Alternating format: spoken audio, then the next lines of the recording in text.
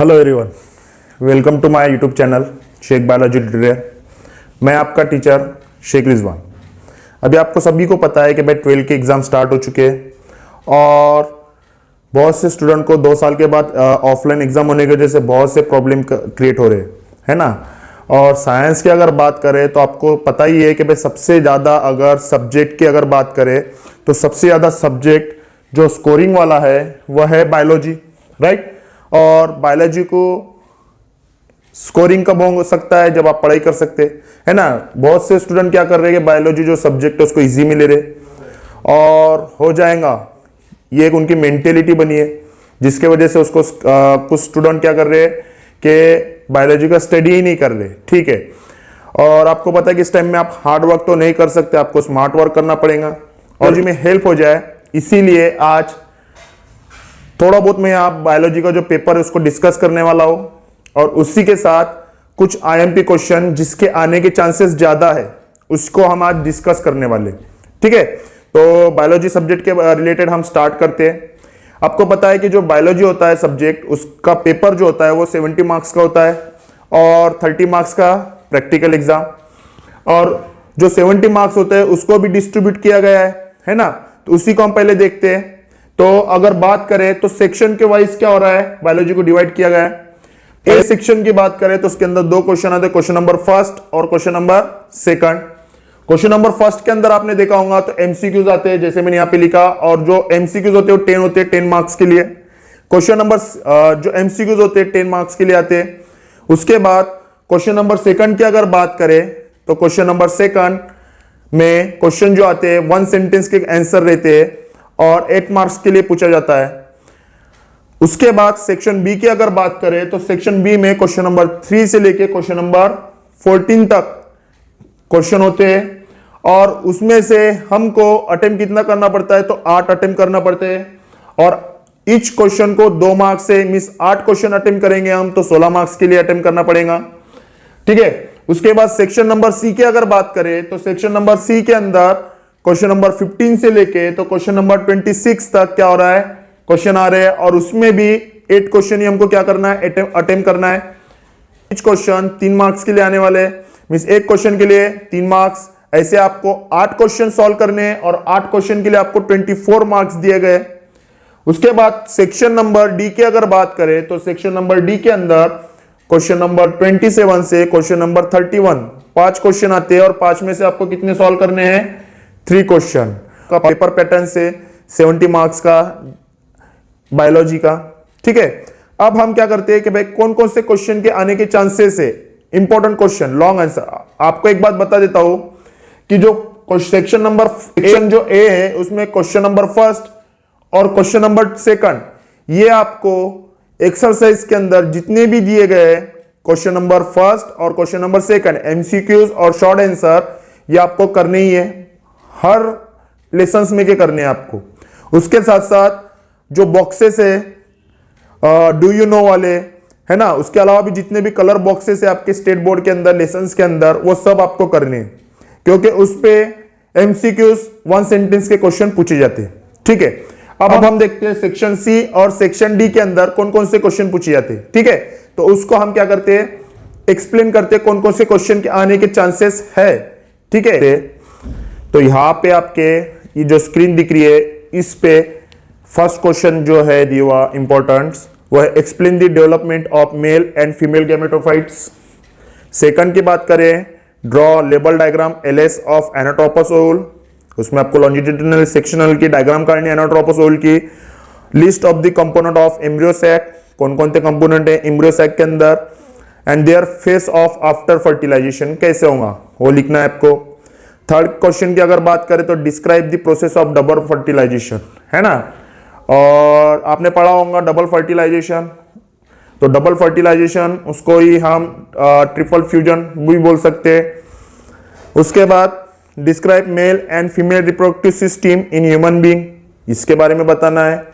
Explain the process by which zygote divide and redivide to form the morula, means इसके अंदर आपको zygote के बाद जितनी भी स्टेजेस हो रही है 8 सेल, ब्लास्टुला वाली स्टेज, ग्रेस्टुला वाली स्टेज, मोरूला तक बताना है। उसके बाद describe the phase of menstrual cycle and their hormonal control, तो इसके अंदर जो फेजेस आते हैं मेंस्ट्रुअल साइकिल के अंदर उसके बारे में बताना है। उसी के साथ साथ जो हार्मोनल कंट्रोल कर रहे हैं, हार्मोन्स कंट्रोल कर रहे हैं मेंस्ट्रुअल साइकिल के बारे में, उसके बारे में भी आपको बताना है। जैसे एफएसएच हो गया फॉलिकल स्टिमुलेटिंग हार्मोन्स, एलएच हो गया ल्यूटिनाइजिंग हार्मोन्स। उसके बाद अब यहां पे एक बात और याद रखना कि अगर आपको ऐसा क्वेश्चन आया एक्सप्लेन द फर्टिलाइजेशन, तो फर्टिलाइजेशन अगर सिर्फ एक्सप्लेन द फर्टिलाइजेशन आया तो आपको यहां पे, या डिस्क्राइब द फर्टिलाइजेशन आया तो यहां पे आपको क्या करना है कि ह्यूमन बीइंग के फर्टिलाइजेशन के बारे में लिखना है। और अगर ऐसा आया डिस्क्राइब द डबल फर्टिलाइजेशन, तो ये प्लांट्स के रिलेटेड है, इसमें आपको प्लांट्स का डबल फर्टिलाइजेशन मींस यहां पे फर्टिलाइजेशन और डबल फर्टिलाइजेशन दोनों में आपको कंफ्यूजन नहीं होना चाहिए। तो फर्टिलाइजेशन जहां पे आ गया ह्यूमन बीइंग के बारे में लिखना है, डबल फर्टिलाइजेशन अगर पूछा गया तो प्लांट्स के रिलेटेड लिखना है, ठीक है। 7 नंबर के अगर क्वेश्चन की बात करें तो explain the histological structure of testis and ovaries in human being, structure करना है। Describe the various method of birth control to avoid pregnancy, तो प्रेगनेंसी अवॉइड करने के लिए कौन कौन से बर्थ कंट्रोल करने के लिए कौन कौन से मेथड यूज किए जाते हैं उसके बारे में लिखना है। जैसे मैकेनिकल हो गया, फिजियोलॉजिकल हो गया, केमिकल हो गया, इनके बारे में आपको डिटेल में लिखना है, ठीक है। उसके बाद 9th नंबर का जो क्वेश्चन है कि what is the dihybrid cross, monohybrid cross, है ना। मोनोहाइब्रिड क्रॉस में भी है और डायब्रिड क्रॉस आपको क्या करना है, क्या है, ये डेफिनेशन के बेसिस में भी पूछा जा सकता है कि what is monohybrid cross, what is dihybrid cross, या फिर आपको 3 मार्क्स के लिए या 2 मार्क्स के लिए ऐसे भी पूछा जा सकता है कि what is dihybrid cross, explain suitable example, या what is monohybrid cross, explain suitable example, या फिर what is dihybrid and monohybrid cross, explain suitable example. उसके बाद आपको ये सबसे इंपॉर्टेंट क्वेश्चन है, इस पे क्वेश्चन आने के चांसेस बहुत है। What is test cross, explain its significance, what is criss cross inheritance, explain with suitable example, ठीक है। तो ये भी पूछा जा सकता है क्रिस क्रॉस इनहेरिटेंस, इसमें वे अलग अलग प्रॉब्लम आपको आ सकते हैं। उसके बाद है व्हाट इज द पार्थेनोजेनेसिस, इसके भी आने के चांसेस बहुत है, ठीक है। तो इसको तो आपको जाना ही याद करके ही जाना है, पार्थेनोजेनेसिस की प्रोसेस, है ना। और हनी बी के बारे में पार्थेनोजेनेसिस, उसमें बताना है आपको कि भाई जो मेल है वो विदाउट फर्टिलाइजेशन के क्या हो रहा है, ग्रो हो रहा है, ठीक है। उसके बाद explain haploid and diploid method of sex determination in honey bee, जो ड्रोन होता है मेल हनी बी, हैप्लॉइड जो फीमेल होती है डिप्लॉइड, ठीक है, इसके बारे में बताना है। उसके बाद ये भी जो इसके बाद का जो क्वेश्चन है, question number 13, describe the lac operon, तो switch off switch on model जिसको बोला जाता है, जो लैक्टोज शुगर के बेसिस पे चलता है, इसके बारे में भी आपको डिटेल में याद करके जाना है, इस पे भी क्वेश्चन आने के चांसेस ज्यादा है। इसके बाद explain the process of DNA replication, ये अगर आता है तो उसको सॉल्व करना है, या फिर इसको ऑप्शन में आते हैं डीएनए रेप्लिकेशन के बारे में।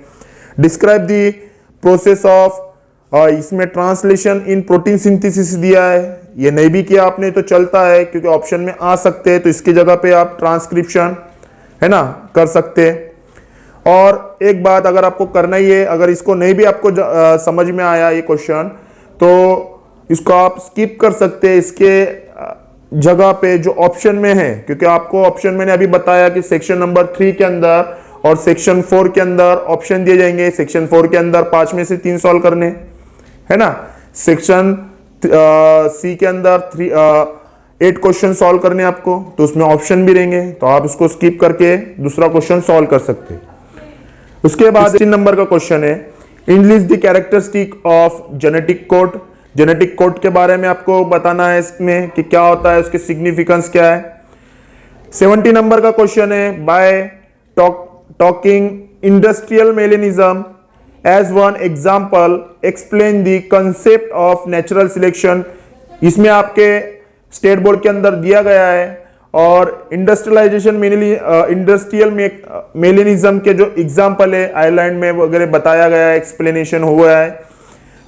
MOTH जिसको बोला जाता है, इसमें आपके मत के बारे में बताया गया है कि जो मत थे उसको नेचर ने कैसे सिलेक्ट किया, कैसे उन्होंने अपने आप में एडेप्टेशन लाया, ठीक है। और लाइकेन ग्रोथ उसके बारे में बताया गया है कि आपको पता है कि लाइकेन जो होता है वो पोल्यूटेंट इंडिकेटर होता है। सल्फर के जहां पे पोल्यूशन होता है वहां पे ग्रो नहीं करते, है ना।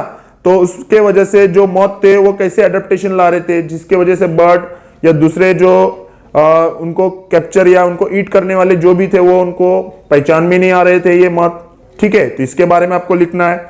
उसके बाद Smita was working in A garage with the door closed and automobile engine running. After some time she felt breathless and fainted.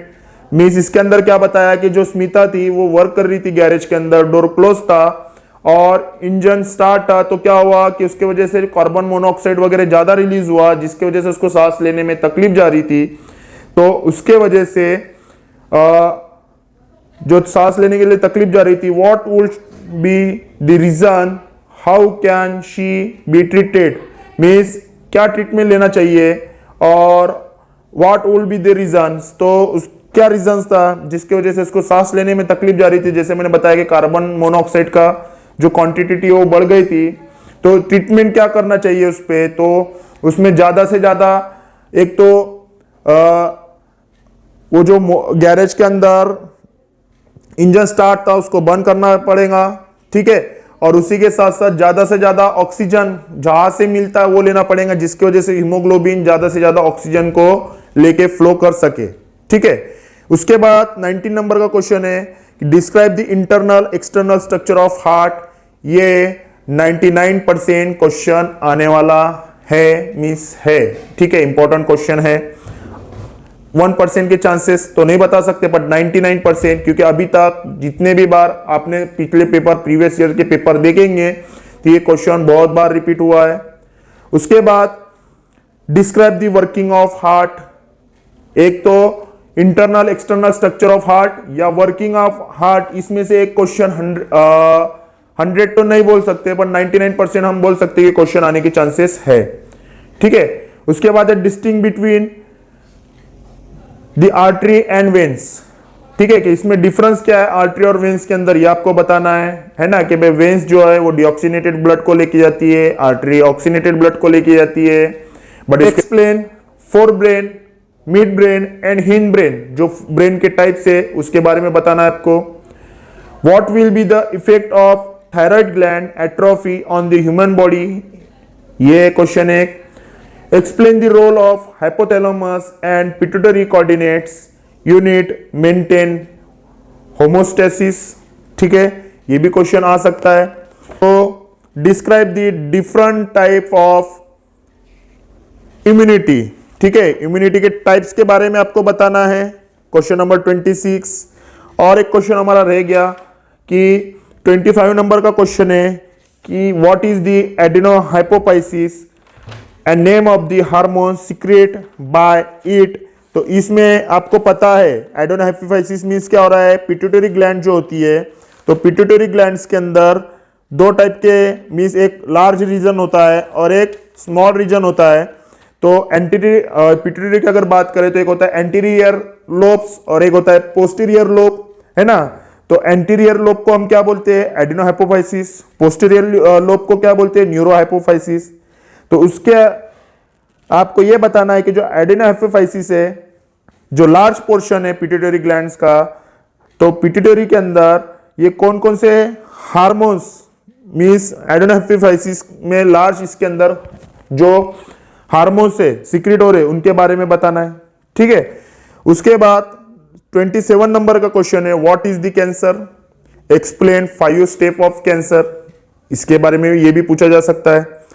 उसके बाद 28 नंबर की अगर बात करें, write the short note on AIDS के बारे में बताना है। How the transmissions of typhoid disease, explain 30 number का क्वेश्चन है explain the role of microbes in the industrial production. 31 number का है explain the step of involve biogas production, पूछ सकते हैं। उसके बाद ये भी सबसे इंपॉर्टेंट क्वेश्चन है, give the step of PCR with the suitable diagram. यहाँ पे आपको पॉलीमरेज चेन रिएक्शन टेक्निक के बारे में बताना है और उसी के साथ सुटेबल डायग्राम है ना। तो आपको पता है 3 स्टेप होती है उसके अंदर, उसके बारे में आपको एक्सप्लेन करना है। 33 नंबर का क्वेश्चन है कि explain the step process rDNA technology with suitable diagram. RDNA technology के बारे में बताना है, suitable diagram. What is vaccine, give the advantages of oral vaccine, इसके बारे में बताना है। What is gene therapy, explain it's type. उसके बाद 36 नंबर का क्वेश्चन है with the help of suitable diagram logistic population growth curve, ये बताना है आपको। What is mutualism, give its example. 38 number का क्वेश्चन है what is the ecological process behind the biological control method managing with pest control, इसके बारे में भी क्वेश्चन आ सकता है। व्हाई डू कंजर्व डाइवर्सिटी, क्यों कंजर्व करने की गरज अभी पड़ रही है डाइवर्सिटी को, उसके बारे में बताना है। यह आप आपके मन से भी लिख सकते हैं। How do we conserve biodiversity, कैसे कर सकते हैं, इसके बारे में भी आपको पता है कैसे कैसे हम अभी आपको पता है कि बायोडाइवर्सिटी के बारे में, जो बायोडाइवर्सिटी है बहुत सी लॉस हो रही है फिलहाल में, है ना। डिफरेंट टाइप की स्पेसीज क्या हो जा रही है, एक्सटिंक्ट हो जा रही है, जिसको बोलते हैं खत्म हो जा रही है। जैसे कि आपको पता है कि हमारे इंडिया के अंदर से चीता जो स्पीसीज है खत्म हो चुकी है ना, ऐसे बहुत सारे। तो उसको कंजर्व कैसे कर सकते हैं उसके बारे में आपको पता है। तो आप बता सकते हैं एक आधा एग्जांपल लेके कि जैसे टाइगर की अगर बात करें तो टाइगर अभी खत्म होने वाले थे, पॉपुलेशन खत्म होने वाली थी, तो वो स्पीसीज को हमने क्या किया, एक रिजर्व फॉरेस्ट बनाया और उनमें उनकी पॉपुलेशन को ग्रोथ कर रहे हैं। ऐसे प्लांट्स के बारे में भी कर सकते हैं। तो आप इसको आपके मन से जितना हो सके उतना लिख सकते हैं, ठीक है। तो ये कुछ 40 क्वेश्चन थे जिसको हमने यहां पे बताया। अब उसके बाद आते इधर बोर्ड पे, देखो यहां तक मैंने आपको क्या बताया कि फर्स्ट जो क्वेश्चन है सेक्शन नंबर ए, उसमें फर्स्ट क्वेश्चन जो है और सेकंड जो क्वेश्चन है वो तो आपको सॉल्व करना ही है। करना है मींस टेक्स्ट बुक में से जितने भी टेक्स्ट बुक्स 15 लेसन है तो 15 लेसन के सभी आपको एमसीक्यूज और 1 सेंटेंस करना है। उसी के साथ साथ और एक बात, अभी डिलेटेड पोर्शन चल रहा है, रिड्यूस सिलेबस है, तो डिलेटेड पोर्शन आपकी गलती, आप क्या कर रहे हैं आपको पता है, ठीक है। रिड्यूस सिलेबस है तो रिड्यूस सिलेबस के हिसाब से आपको क्या करना है कि जो क्वेश्चन है, जो टॉपिक से वो लेसन्स में का, उसके कुछ एक्सरसाइज के अंदर क्वेश्चन भी दिए, वो उसको भी आप स्किप कर सकते हैं, ठीक है। एमसीक्यूज के अंदर भी कुछ डिलेटेड टॉपिक से उसके एमसीक्यूज दिए हुए, उसको आप स्किप कर सकते हैं, ठीक है। बट उसके अलावा जितने भी एमसीक्यूज है, 1 सेंटेंस है, मैंने बताया कि भाई स्टेट बोर्ड के अंदर जो डिलीट नहीं है रिड्यूस सिलेबस के हिसाब से जो टॉपिक्स दिए गए हैं, तो उसके अंदर कुछ बॉक्स है, कैन यू रिकॉल वगैरह, तो वो आपको करके ही जाने, क्योंकि उस पर क्वेश्चन एमसीक्यूज या 1 सेंटेंस में पूछे जाते, ठीक है। उसी के साथ साथ आपके स्टेट बोर्ड में जितने भी डिफरेंस बिटवीन दिए हैं वो सब के सब आपको करना है, ठीक है। तो कौन कौन से है उसको आपको स्टडी करने के लिए इजी जाएगा, उसको भी मैं बता देता हूं। तो आपका सर्कुलेशन वाला जो लेसन है उसके अंदर 5 डिस्टिंग्विश बिटवीन दिए हुए, कौन कौन से है यहां पे देखो। एक है ओपन और क्लोज सर्कुलेशन के बारे में बताना है ना, और आपको पता है ओपन और क्लोज सर्कुलेशन सिस्टम क्या होती है। उसके बाद आर्टरी और वेन्स, ये भी वो लेसन में का है। ब्लड और लिम्फ में क्या फर्क है ये भी आपको बताना है। ब्लड कैपिलरीज और लिम्फ कैपिलरीज, इनके बारे में भी आपको डिफरेंस बिटवीन पूछा जा सकता है, ठीक है। उसके बाद intrinsic and extrinsic process of clotting, ये भी आपको पूछा जा सकता है। और ये जो 5 है डिफरेंस बिटवीन, ये आपके सर्कुलेशन वाले लेसन्स के अंदर दिए गए। उसके बाद अब हम न्यूरल कंट्रोल कोऑर्डिनेशन के अंदर आते हैं, तो उसके अंदर सिंपैथेटिक और पैरासिम्पैथेटिक नर्वस सिस्टम, ये एक डिफरेंस बिटवीन पूछा जा सकता है। उसके बाद ह्यूमन हेल्थ एंड डिसीज के अंदर अगर आ गए या तो उसके अंदर, उसके बाद क्या अगर बात करें एंटीजन एंड एंटीबॉडी के बारे में, डिफरेंस बिटवीन पूछा जा सकता है, ये भी आपको पूछने के चांसेस बहुत है। उसके बाद एक्टिव एंड पैसिव इम्यूनिटी, इसके बारे में भी आपको पूछा जा सकता है। B cell and T cell के डिफरेंस क्या है ये भी पूछा जा सकता है। ट्यूमर और मैलिग्नेंट ट्यूमर, इस पे भी क्वेश्चन आने के चांसेस ज्यादा है, डिफरेंस बिटवीन। और के साथ साथ इकोलॉजी वाले अगर लेसन्स की अगर बात करें तो उसके अंदर ये 3 है, हिबरनेशन, एस्टिवेशन, है ना, कि विंटर स्लीप, समर स्लीप जिसको बोला जाता है ना, उसके बारे में आपको पूछा जा सकता है, हिबरनेशन, एस्टिवेशन। एक्टोथर्म और एंडोथर्म के बारे में पूछा जा सकता है। उसके बाद पैरासिटिज्म और म्यूचुअलिज्म, इसके बारे में भी क्वेश्चन आने के चांसेस बहुत है। ठीक है, तो आपके स्टेट बोर्ड के अंदर 13 डिफरेंस बिटवीन है दिए हुए और इजी है, आपको सिर्फ उसमें डिफरेंस बताना है तो आप कर सकते हैं। और इसके अलावा मैंने जितने आपको 14 IMP क्वेश्चन बताया वो भी आपको करना है। उसमें से जो इंपॉर्टेंट, बहुत जो इंपॉर्टेंट है वो भी बताया कि भाई 99% इसके आने के चांसेस ज्यादा है, वो तो आपको करना ही है। उसके अलावा भी वो भी करके जाना है, डिफरेंस बिटवीन जो 13 है वो भी करके जाना है, और उसके साथ साथ MCQs और 1 सेंटेंस। ठीक है, उम्मीद करता हूं आपको सब अंडरस्टैंड हुआ होगा।